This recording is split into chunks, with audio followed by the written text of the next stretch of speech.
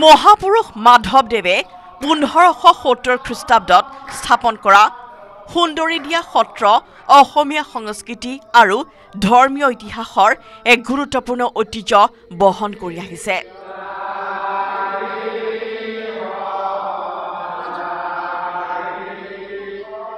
বৰপেটা সত্ৰ স্থাপনৰ প্ৰায় 13 বছৰ আগতেই এই সত্ৰ স্থাপন কৰিছিল মাধৱ গুৰুজনাই।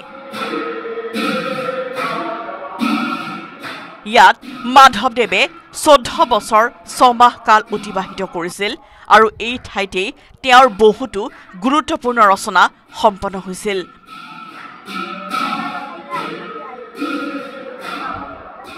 মহাপুৰুষ মাধৱ গুৰুজনাৰ যি যুগজয়ী কালজয়ী নামঘোষা শাস্ত্ৰপুথি, সেই শাস্ত্ৰপুথিখন সেই আদি ভিত্তিতেই ৰচনা কৰিছিল।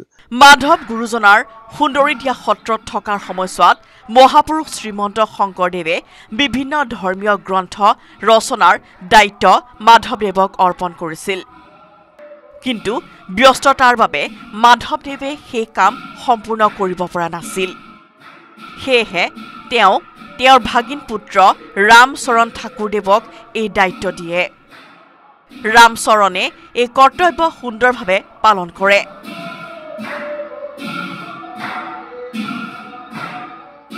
মাধৱ গুৰুজনাই তেওঁক অৰ্পণ কৰা দায়িত্বসমূহ ভালদৰে পালন কৰিছিল। সেয়েহে মাধৱদেৱে এই সত্ৰৰ পৰা যোৱাৰ সময়ছোৱাত ৰামচৰণ ঠাকুৰদেৱক সত্ৰাধিকাৰৰ দায়িত্বও অৰ্পণ কৰে। তেতিয়াৰ পৰাই এই সত্ৰৰ সত্ৰাধিকাৰ পদ বংশানুক্ৰমিকভাৱে চলি আহিছে। সুন্দৰীদিয়া সত্ৰৰ বৰ্তমানৰ সত্ৰাধিকাৰগৰাকীৰ মতে চৰকাৰৰ পৃষ্ঠপোষকতাত বিগত কেইবা বছৰ ধৰি সত্ৰখনত বহুতো উন্নয়নমূলক কাম হৈছে। তেওঁ আশাবাদী যে ভৱিষ্যতেও সত্ৰখনৰ উন্নতি অব্যাহত থাকিব।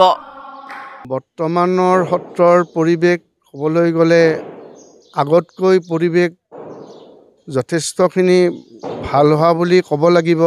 কাৰণ এই ক্ষেত্ৰত চৰকাৰে যথেষ্ট পৰিমাণে সত্ৰক গুৰুত্ব সহকাৰে তেওঁলোকে সন্মান প্ৰদৰ্শন কৰি আহিছে আৰু অনাগত দিনলৈ আৰু চৰকাৰৰ পৃষ্ঠপোষকতাত আৰু যথেষ্ট ভাল হ'ব বুলি আমি আশাবাদী। সুন্দৰীদিয়া সত্ৰতে মহাপুৰুষ মাধৱদেৱে নামঘোষা পুথি লিখা সম্পূৰ্ণ কৰিছিল। ইয়াৰ উপৰিও থিয় নামৰ লগতো এই সত্ৰখনৰ এক বিশেষ সম্পৰ্ক থকাৰ কথা জনাই সত্ৰাধিকাৰগৰাকীয়ে।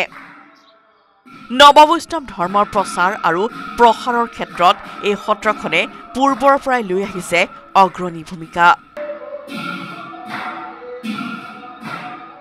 পোনপ্ৰথমবাৰ ধোৱাহাট বেলৰগুৰিত শংকৰ গুৰুজনাই যেতিয়া তেওঁৰ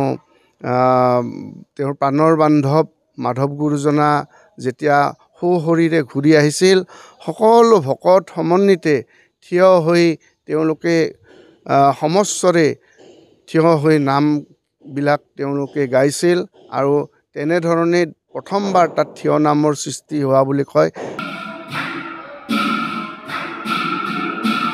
বৰপেটাৰ পৰা ভিডিঅ' জাৰ্নেলিষ্ট ৰাজুৰ সহযোগত জিলিয়াছ দাসৰ report, news 18 Assam north east.